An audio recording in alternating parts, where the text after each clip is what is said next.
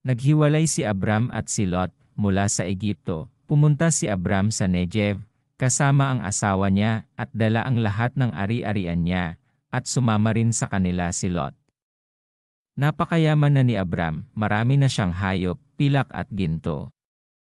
Mula sa Negev, nagpalipat-lipat sila hanggang makabalik sila sa lugar na dati nilang pinagtayuan ng tolda. Ang lugar na ito ay nasa gitna ng Bethel at Ai. Dito rin sila unang nagtayo ng altar nang dumating sila sa Kanaan. At muling sumamba si Abram sa Panginoon. Si Lot na laging kasama ni Abram saan man siya pumunta ay may sarili ring mga hayop at mga tolda. At dahil marami na ang mga hayop nila at iba pang mga ari-arian, hindi sila maaaring manirahan sa iisang lugar. Ang pastulan ay hindi magkakasya sa kanila. Dahil dito, nag-away-away ang mga tagapagbantay ng mga hayop nila.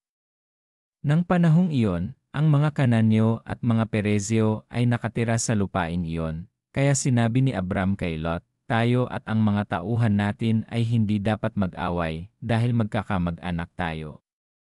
Ang mabuti pa, maghiwalay na lang tayo dahil marami pang lugar na maaaring lipatan. Ikaw ang mamili kung aling bahagi ng lupain ang pipiliin mo.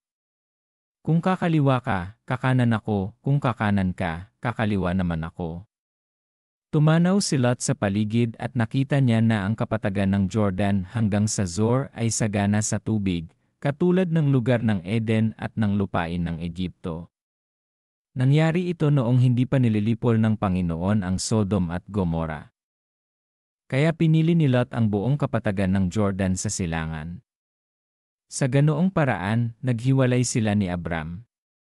Si Abram ay nagpaiwan sa Kanaan habang si Lot naman ay naroon sa mga lungsod ng kapatagan. Nagtayo si Lot ng mga tolda malapit sa Sodom. Ang mga tao sa Sodom ay talamak na makasalanan. Labis ang pagkakasala nila laban sa Panginoon. Nang nakaalis na si Lot, sinabi ng Panginoon kay Abram, mula sa kinatatayuan mo, tingnan mong mabuti ang paligid. Ang lahat ng lupain na maaabot ng paningin mo ay ibibigay ko sa iyo at sa mga lahi mo, at magiging inyo ito magpakailanman.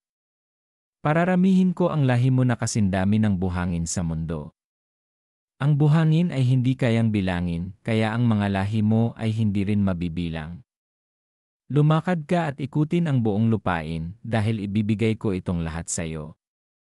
Kaya inilipat ni Abram ang tolda niya, at doon siya nanirahan malapit sa malalaking puno ni Mamre roon sa Hebron, at gumawa siya roon ng altar para sa Panginoon.